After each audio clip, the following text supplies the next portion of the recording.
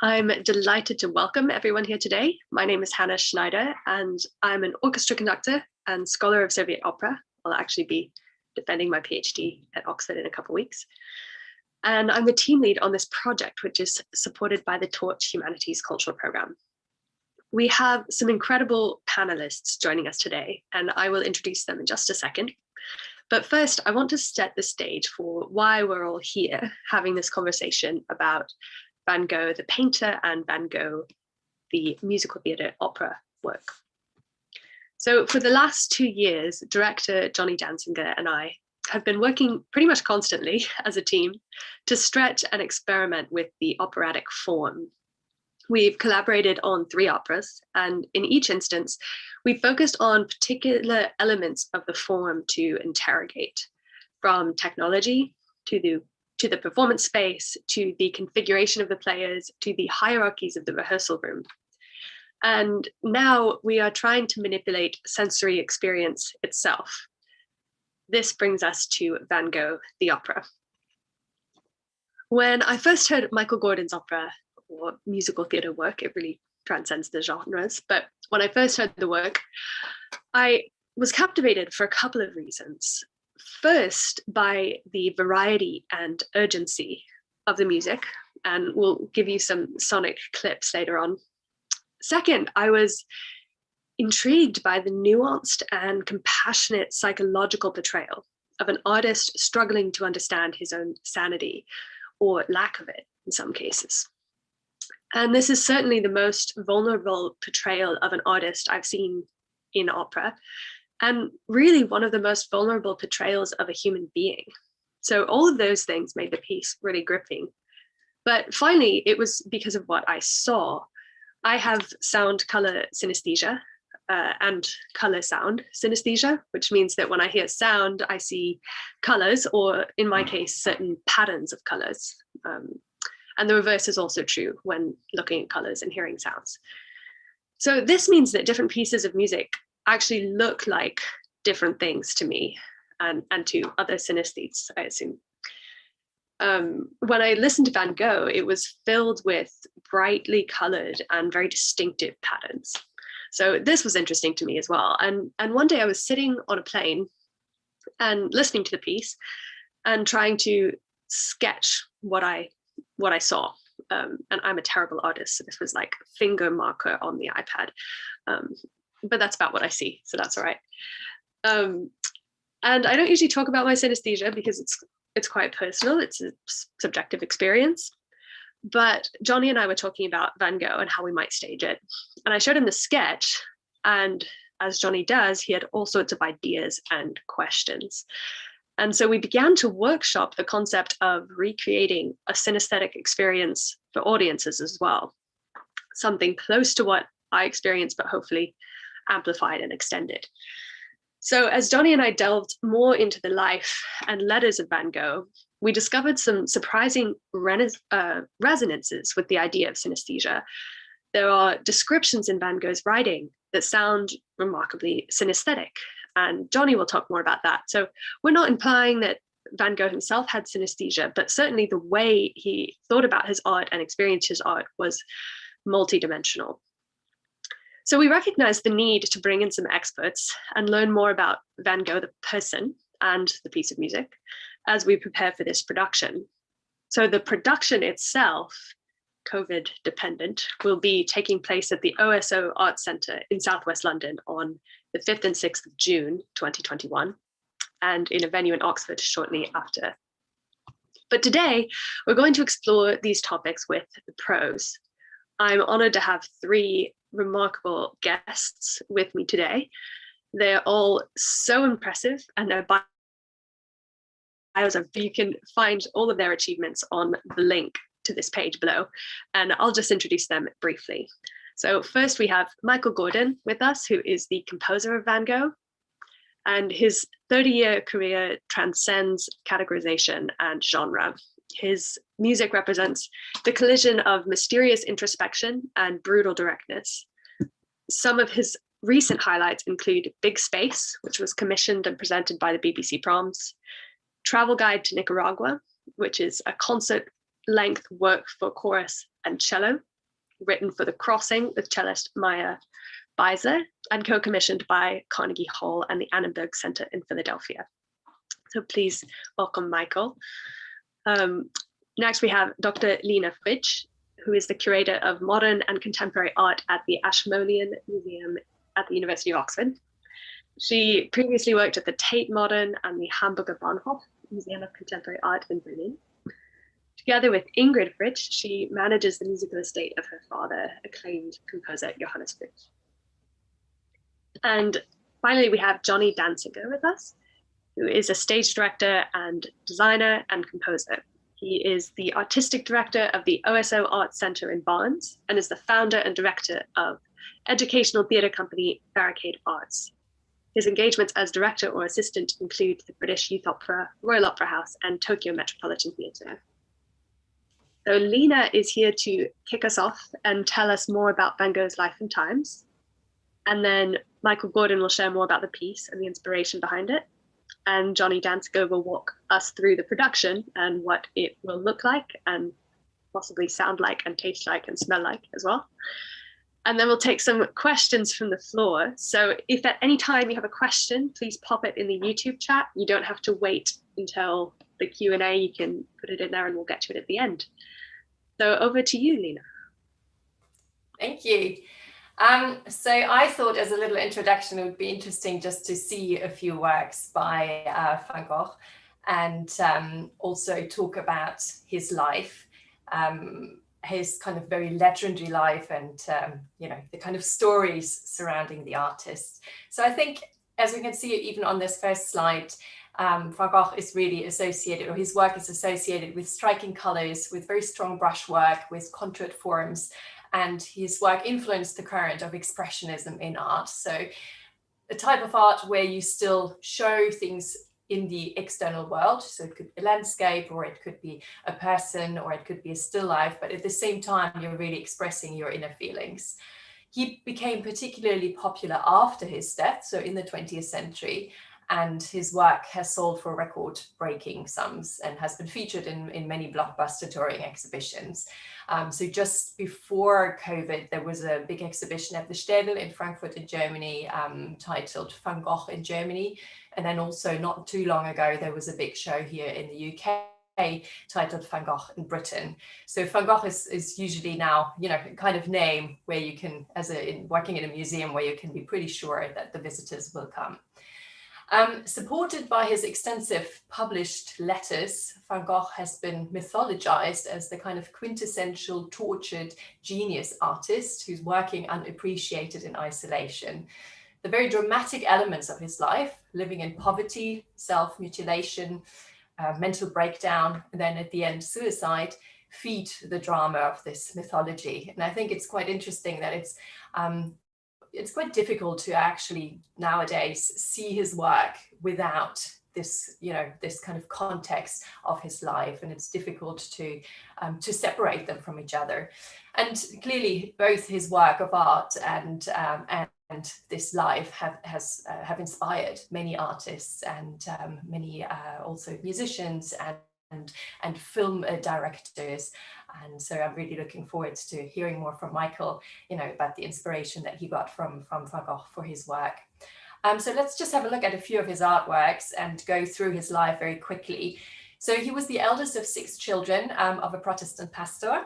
He was born in 1853 and grew up in a small village in the southern Netherlands. At the age of 15, he began to work at his uncle's art gallery, Goupil, in The Hague. And when he was 20, he was then transferred to the Goupil Gallery in London. He visited art galleries. He was very interested in art at a young age then, and also read a lot, for example, the writings of Charles Dickens.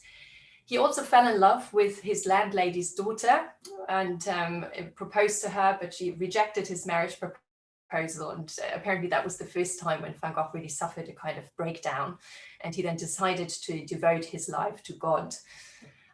He taught in a Methodist boys' school and hoped to become a minister. but then got into trouble with the church authorities and got into some conflict with them, and therefore then withdrew basically from everyone.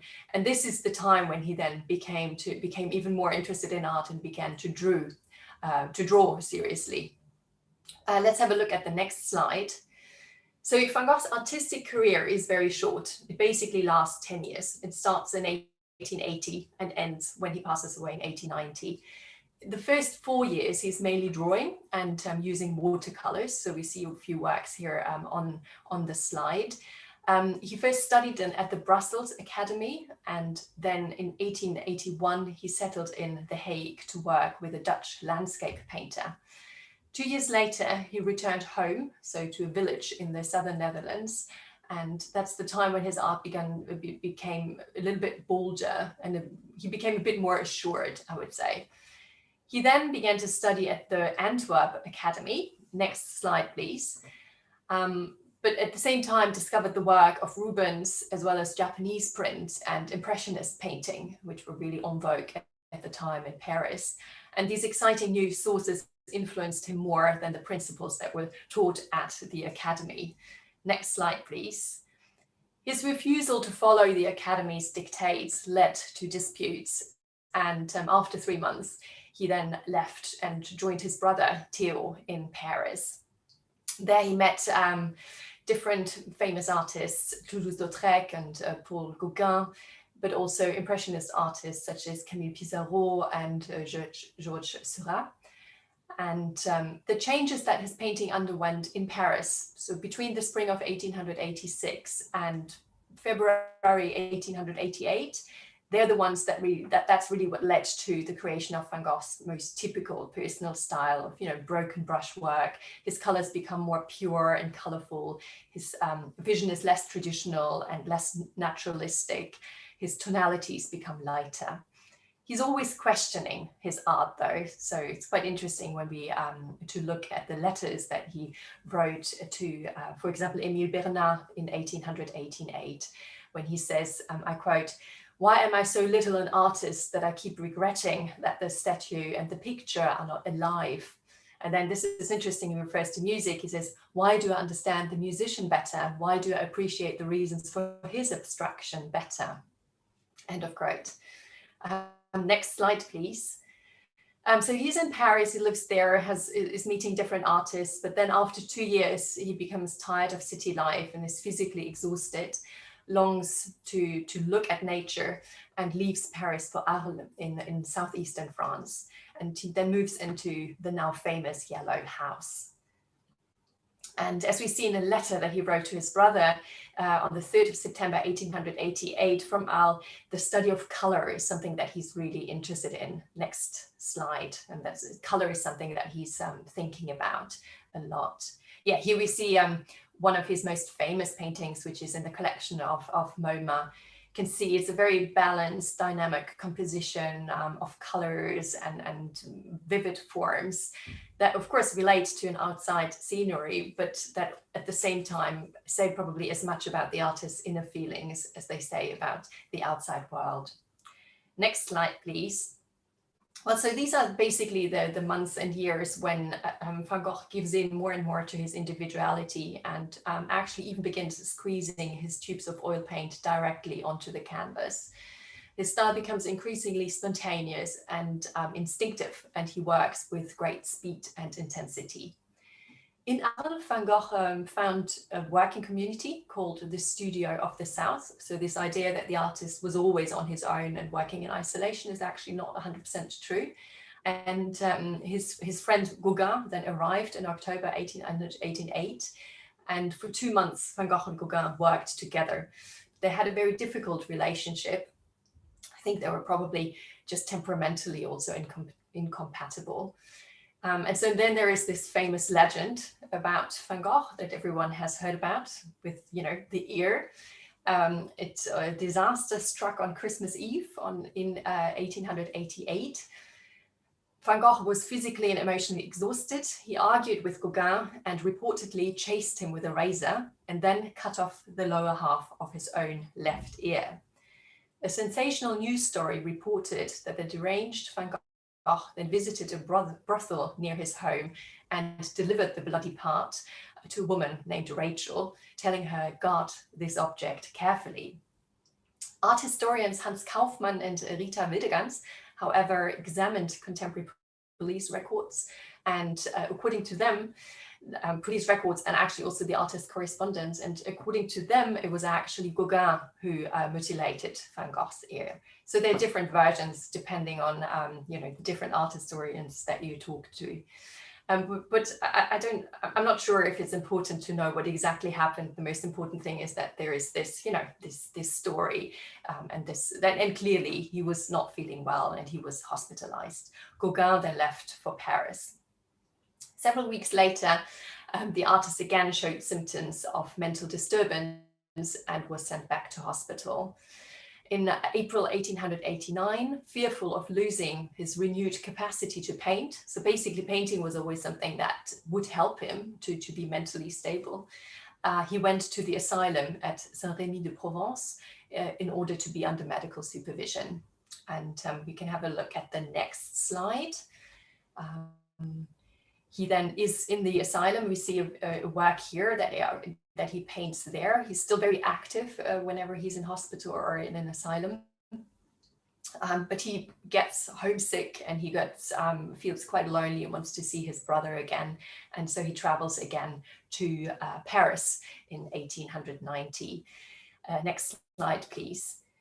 He went to stay with a doctor who was also an amateur artist, Paul Ferdinand Gachet, who was a friend of Pissarro and Cézanne.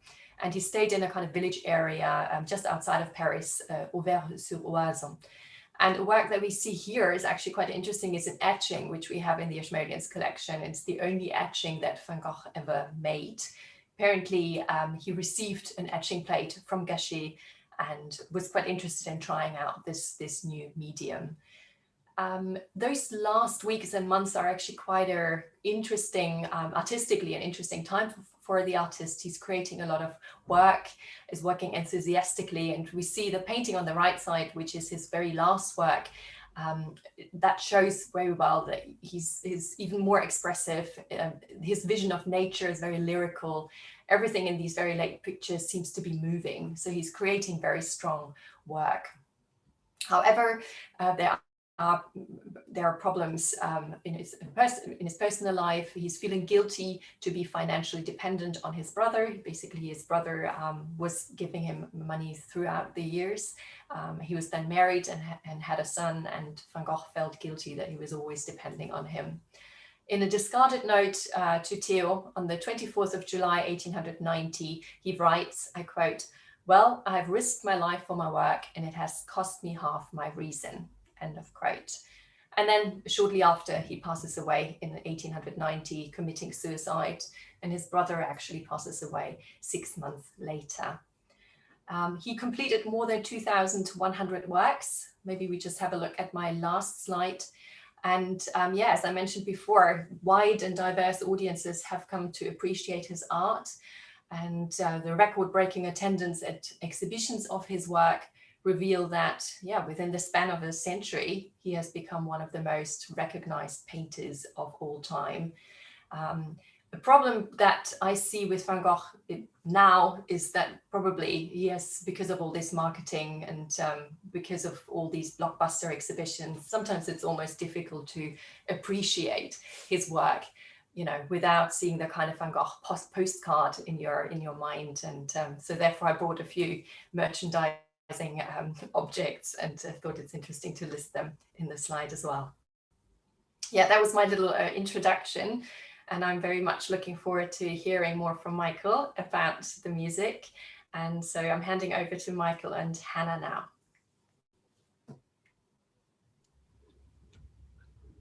Thank you, Lena. I'm just reminded that, it's so ubiquitous that, I think people, it's almost like wallpaper, a lot of these images. And so I think people who have no idea, don't know anything about painting, have come in contact with and are influenced by these images. I love the merchandise.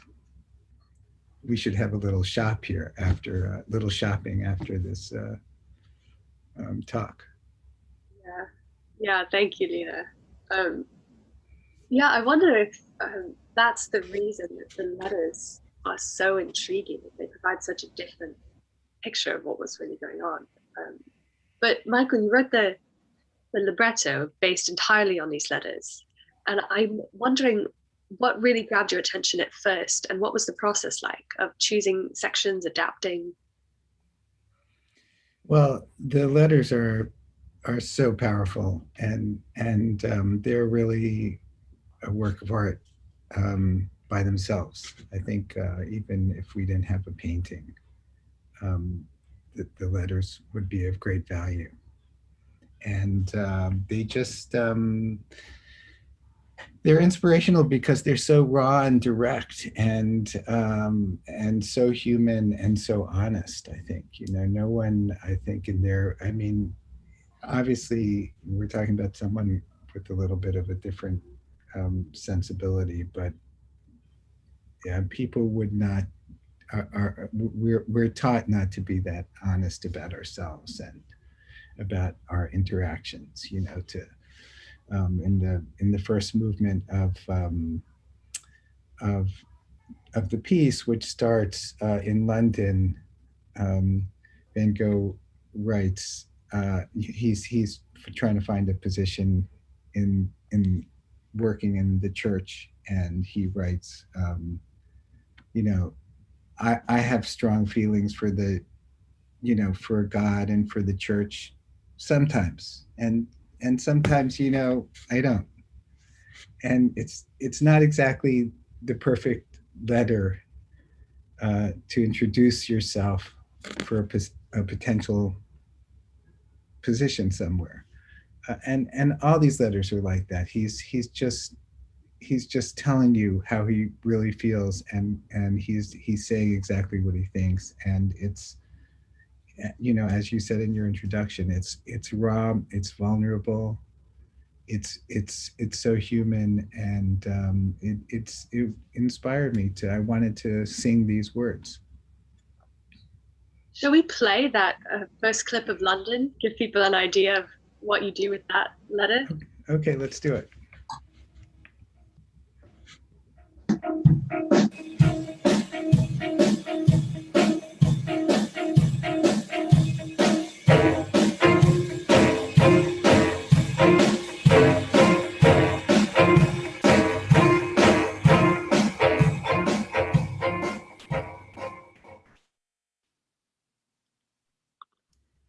So that's just a couple of seconds, obviously, but an idea of the rhythmic drive. And I mean, to me, it sounds a bit like the busyness of a city, almost the chaos of being surrounded by that environment.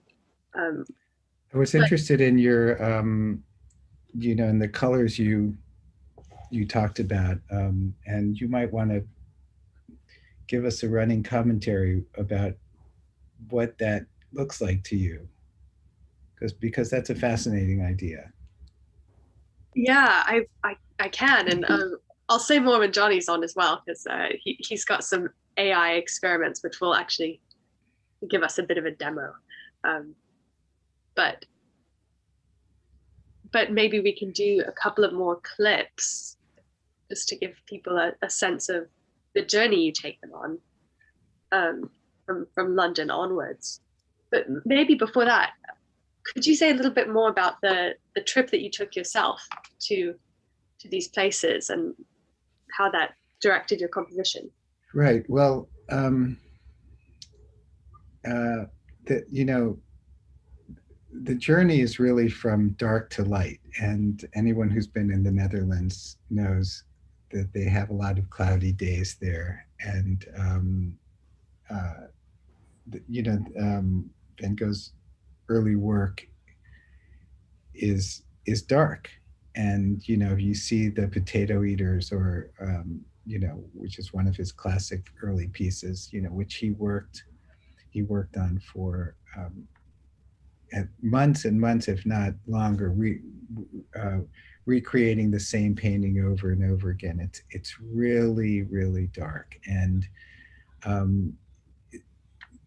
his, he ends up in southern France, where the light is completely different, where it's just so special being there. I mean, I was fortunate enough in the process of working on this piece originally to have worked with a visual artist, Elliot Kaplan, who's a filmmaker and video artist. And we spent time in southern France. He spent time there filming and just appreciating, what the light looked like. One of the fascinating things about his work and is that I guess Lena said there were 2,000 paintings or so, and most of them are from the last 3 years of his life. I mean, those paintings that we recognize. So you have this very tedious, long apprenticeship almost in the dark, and then all of a sudden, the light is completely different, and he goes from painting, a painting over a period of months to painting 3 paintings a day or something like that. And there's this just outpouring of work. So it was fascinating just being able to see the light. Yeah, and one of the things that I found so compelling about your piece is that you do portray this journey from darkness to light. And even though the narrative is he seems to be losing it the closer he gets to the end of his life, what we're actually hearing in the music is an increasing lightness of beauty and transparency. And that seems to represent what we see in the paintings as well. It's just an amazing narrative. So I wonder if we can hear now these 2 clips we have from Borinage. These, I think, are great examples of what you do with some of the dialogue in the letters.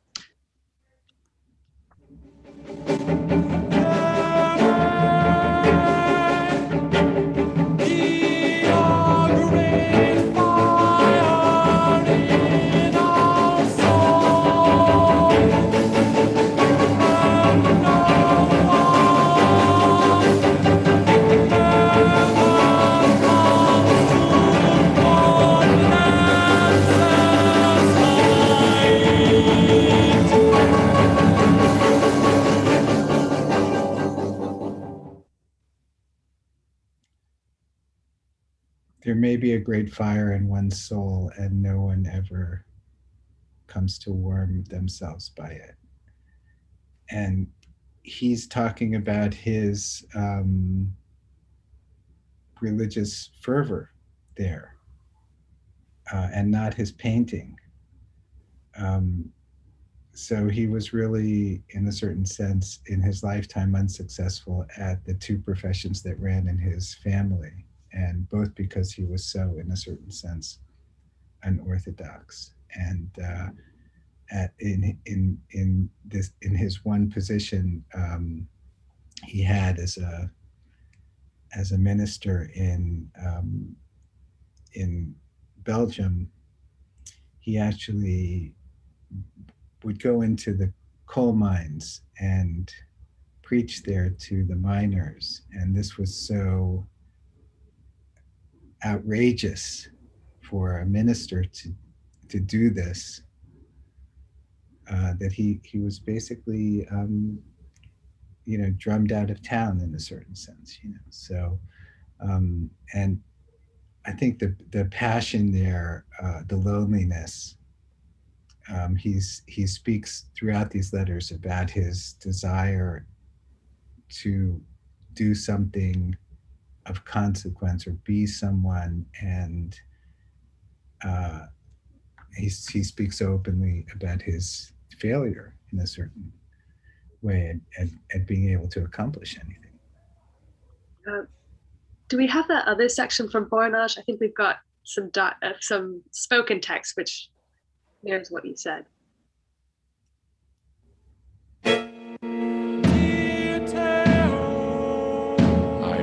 Very glad if you could see in me something other than an idle fellow, because there are two kinds of idleness. There is the man who is idle from laziness and from lack of character, from the very baseness of his nature. Then there is the other idle man, who is idle in spite of himself, who is inwardly consumed by a great longing for action. Because he seems to be imprisoned in some cage.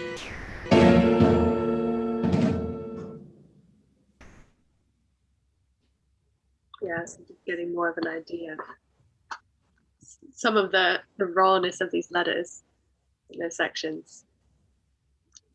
And then maybe we can hear The Hague. We've got a clip from The Hague, which I think is a great one, because the lyrics are, "You are no artist," and it's what he's hearing in his own head.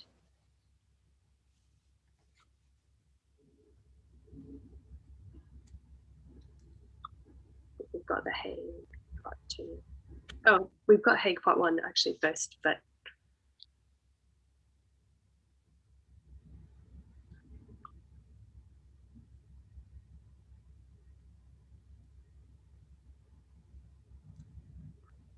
let's see. Jonny, can we have Hague Part 1? Actually, we'll just do those in order.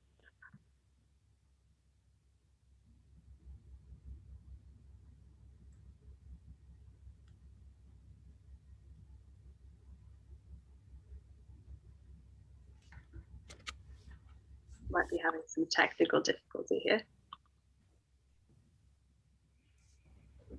Well, in the meantime, I'm interested that you chose all of these locations: London, Bornage, Hay. You skipped Paris. I'm just wondering, was there a reason for that, or what was the motivation behind choosing these particular locations? Well, he lived with his brother in Paris, and all these letters were to his brother. So there aren't a lot of letters. There wasn't a lot of text to choose from. So that's it. It's just very practical. There was no text. Yeah, fair enough. So when you compose, do you think about the artworks, the color in the artworks? What's the process like? Maybe on the complete opposite spectrum. I really half colorblind, to tell you the truth, and I don't really think about. I have no visual orientation at all. So this piece is, for me, is not about the paintings, but about the process and about his thoughts and the words. I'm intrigued that you're so visually oriented.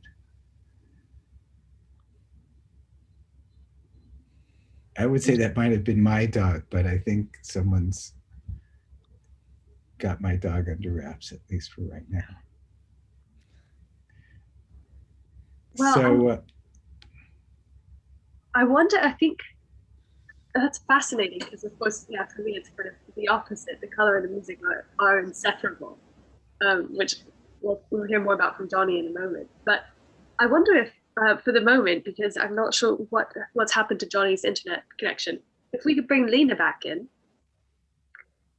And I'd love to hear if, Lena, you have any reactions to Michael's process, composition. Just give you two a moment to interact. Yes, sure. Well, I find it really interesting that, that it's not so much about the painting, but it's actually the letters, because I think that actually is quite typical in a way for Van Gogh, just because, his life is so intertwined with the reception of his work. And I know that, him as a person, or as this kind of, this struggle, this internal struggle that's written about in the letters, that has been very inspirational for all kinds of different artists, so visual artists as well as, you know, musicians and composers and dance choreographers, even film artists. So yeah, it's quite interesting. But I'm not too surprised, you know. It's that it's, yeah, that's but it's also fascinating to maybe think about the relationship of his words that we can find in those letters and the visual art. I'm not sure. I'm not an expert. I don't know if, you know, that has been done, because that would also be another, you know, correlation that could be interesting to see, the way he writes and the way he paints. Well, I think we've got, thank you. I think we've got Jonny back. So maybe let's just hear the Hague Part 2 and Sans Remy, so that there's a little bit of picture of the arc of the piece, and then I'll hand it over to you, Jonny.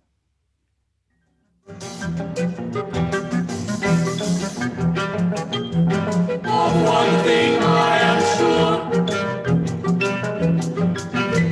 you are no artist, you are no artist, you are no artist, you are no artist, you are no artist, you are no artist, you are no artist.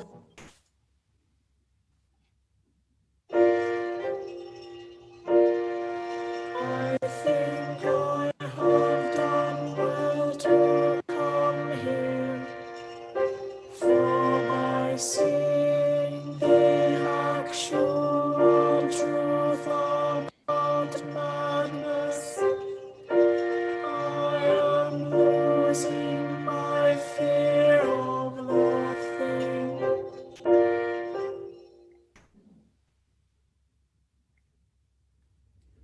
Yeah. Well, thank you so much, Michael. Jonny, we'd love to hear some more about what this led you to think about as a director.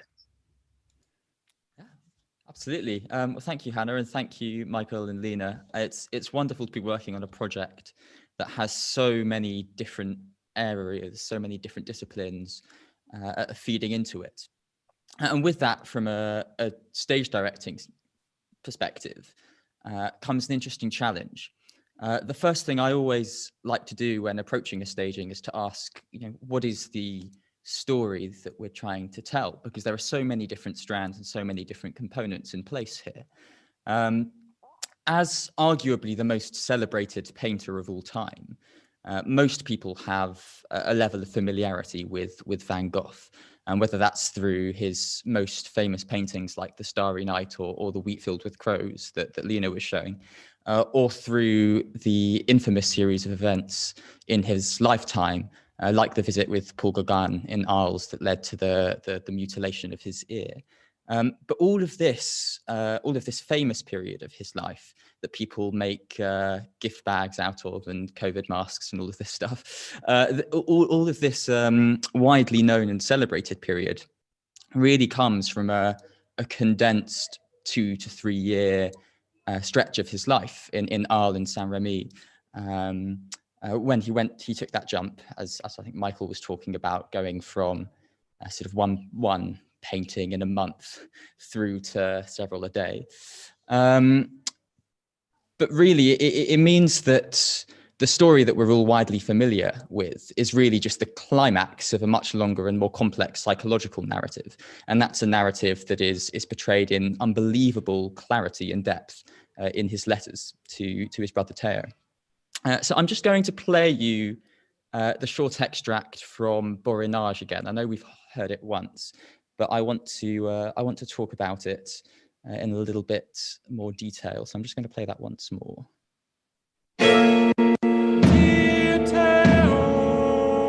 I would be very glad if you could see in me something other than idle fellow, because there are two kinds of idleness. There is the man who is idle from laziness and from lack of character, from the very baseness of his nature. Then there is the other idle man, who is idle in spite of himself, who is inwardly consumed by a great longing for action. Because he seems to be imprisoned in some cage.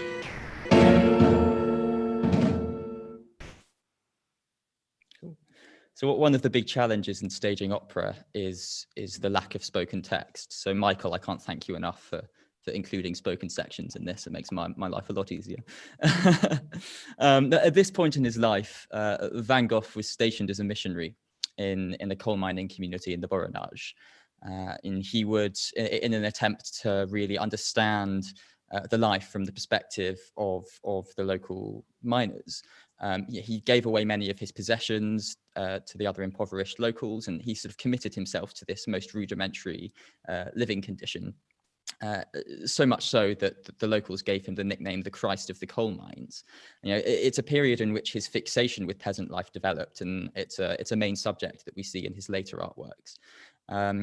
But this extract from his letter to Theo very clearly articulates his inner struggle from a period that is really, I think, 8 years earlier than the old period. So there's already this incredibly interesting narrative developing before we even get anywhere close to the period in which he was creating the art that we're all familiar with. Van Gogh himself is the man that is idle in spite of himself, inwardly consumed by a great longing for action. His experience of the world is so intense, and his passion is so fierce, but he's not yet found this creative outlet through his artwork, this way of properly articulating the way that he experiences the world. And without this outlet, he's overwhelmed by the need for expression and is driven to a sort of paralysis he feels in this prison because he has all of this passion to show and doesn't feel like he has a way to show it. And this is the story of Van Gogh that we're telling. It's not the story of the artwork, but it's the story of the man. Of the psychological battles, and specifically this inner search for purpose.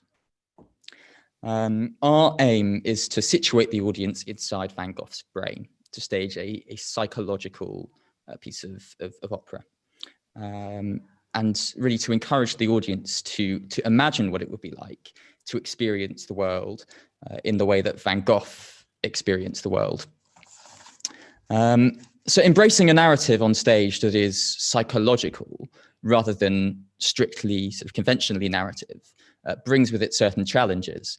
The temptation is to dive headfirst into these abstract staging techniques, but this risks departing too far from Van Gogh himself, from his actual story.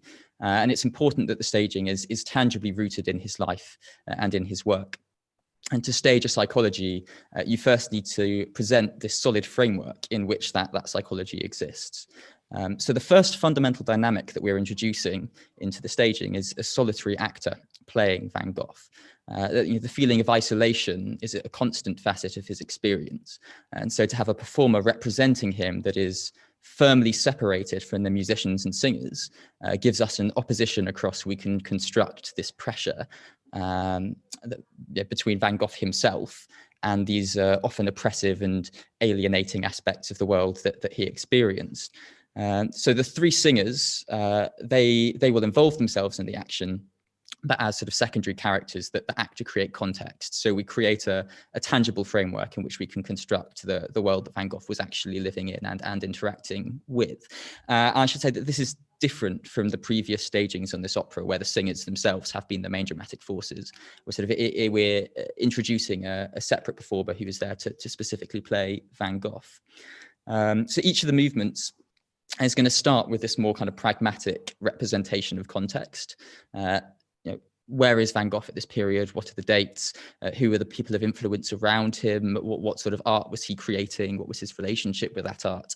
And then from this tangible starting point, each movement is then going to sort of layer up these more experimental staging techniques that I'll talk about in a second, and slowly build up more of a psychological picture. And this actually mirrors the composition of the music, which starts with these introduction of single lines in the instrumentation, and slowly introduces more and more layers until we get these complex textures that grow and develop. So one seemingly simple expressive line suddenly weaves itself into this really complex emotional tapestry. And we're trying to do the same thing in the staging, to start with the building blocks of Van Gogh's context, and slowly, as we establish that, grow into his psychology. So I've been waffling on for a decent amount of time, and I haven't said much yet about the two elements of the production that really make it unique. The first of these is the technology that we're using, and the second is the role that synesthesia plays in the production. And I can't really talk about the technology without also talking about the synesthesia, because the two things are so closely intertwined in our approach. So synesthesia, and in particular chromesthesia, or sound color synesthesia, gives us an opportunity to explore the relationships between the worlds of visual art and music across which this opera exists. But crucially, it allows to do so in a way that's firmly rooted in a psychological experience. So we have a very close relationship between the music, between the visual design components, and the combining factor of that is psychology, which is what we're trying to present on stage. Hannah, I was wondering if you could talk a bit about your experience of Michael Gordon's piece specifically, and what it was about hearing it and seeing it that really drew you to this opera.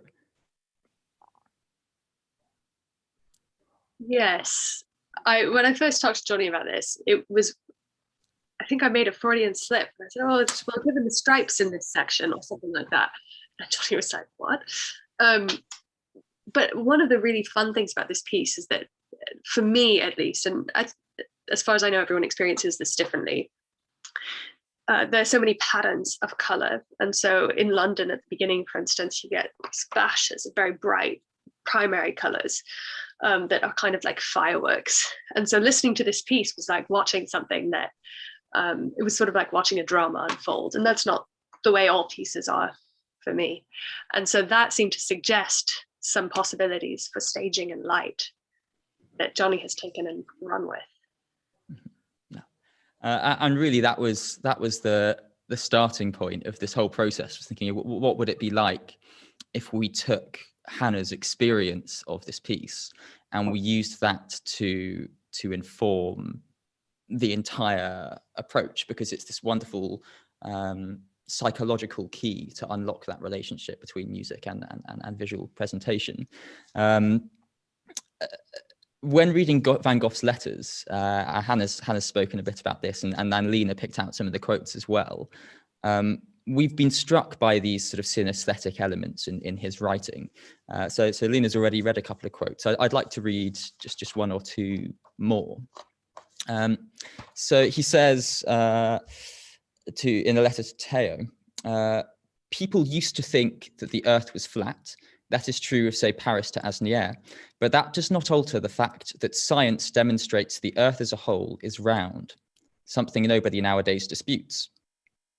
For all that, people still persist in thinking that life is flat and runs from birth to death, but life, too, is probably round, and much greater in scope and possibilities than the hemisphere we now know.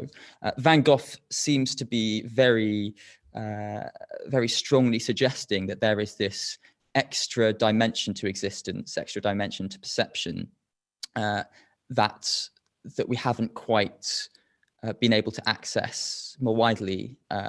He's constantly throughout his letters expressing his frustration at the canvas as a medium.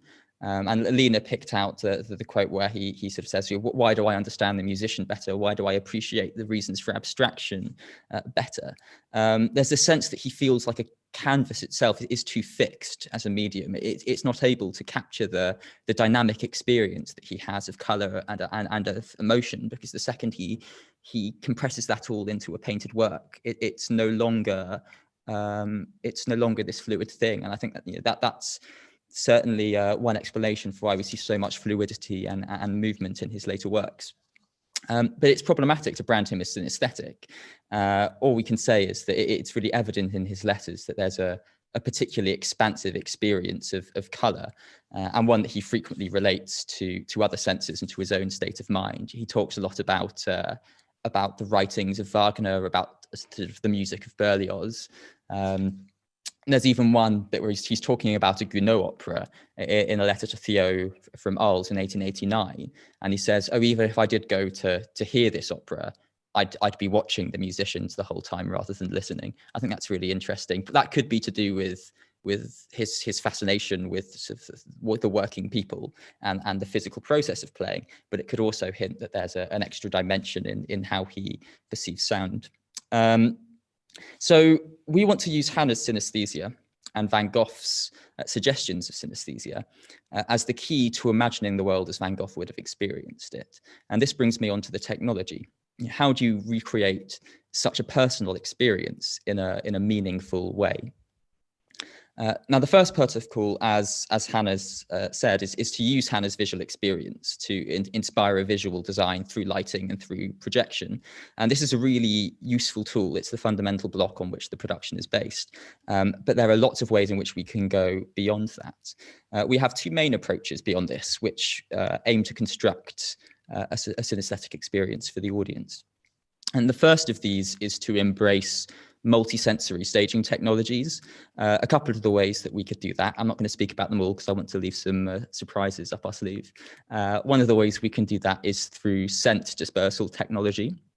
Another one of the ways that we can do that is by using very low frequencies played quite loudly, so subaudible frequencies which can create physical sensations rather than oral sensations. So that pulls us out of this kind of familiar paradigm of sound and of visual when you're watching a piece or listening to an opera, and brings in these other senses too. And this really pushes the audience out of their zone of familiarity. It opens them up to a wider connection of the senses.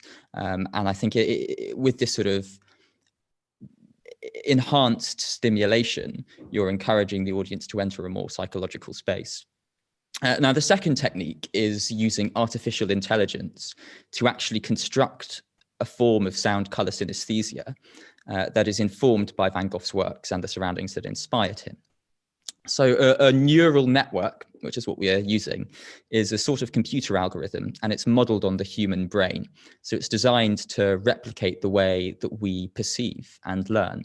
And what we've been trying is training this sort of computerized brain on different data sets.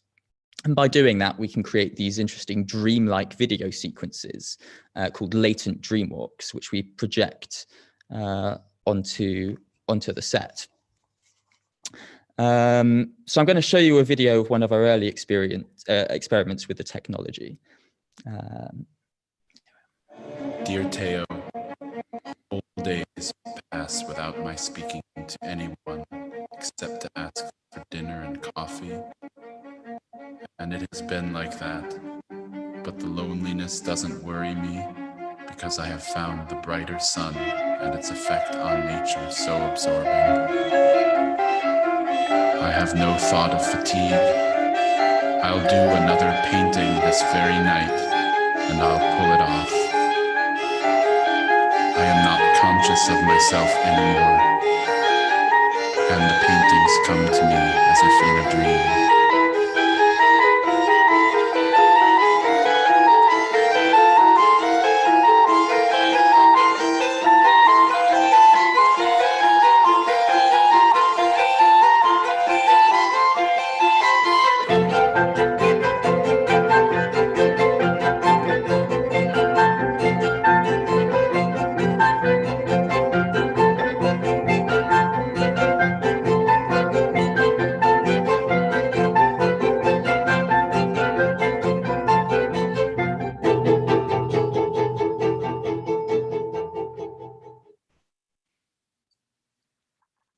Amazing. Well, I hope that computer algorithm has raised some questions, and I'm going to turn this over to Lena now. We've got a couple moments for questions. Yes, so we've received quite many questions. There are two questions for Michael that I think are really interesting. I'm just going to ask both of them at once, and then Michael, perhaps you can just respond. Right. So there's one question coming from the audience, which is about light, asking you how did you represent light in your music? Because we were talking about light before. And then there was another question, which was also about your music, Michael. So I read the question. Your music straddles classical / popular genres. And then in brackets, I hate the terms, but you know what I mean. When it comes to singers, do you think singers with a more pop rock contemporary sound or a classical sound work best in your music generally, and for particularly for the Van Gogh opera? Okay, thank you for the questions. And I'm fascinated by Jonny's presentation and Hannah's relationship to all the colors.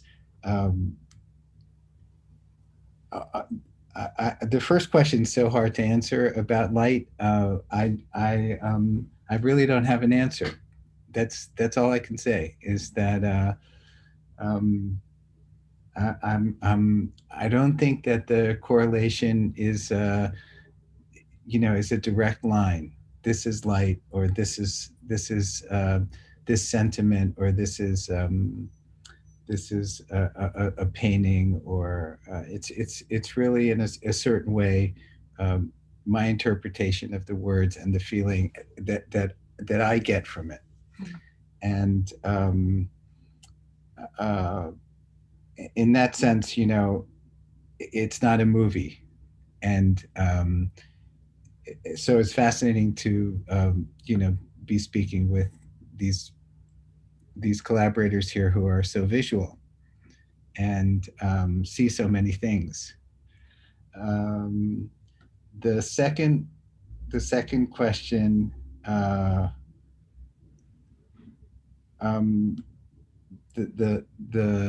singers was about the singers, and the line between, I always hope that there's that category in the record store, which is now long gone. I know record stores on Spotify or something, that's the in-between category, that somewhere between classical and pop music. Really, I'm not a pop composer or rock composer in any way, but I utilize those instruments as I think any person living in a time period would do. So the sound of the electric guitar, the sound of electronics,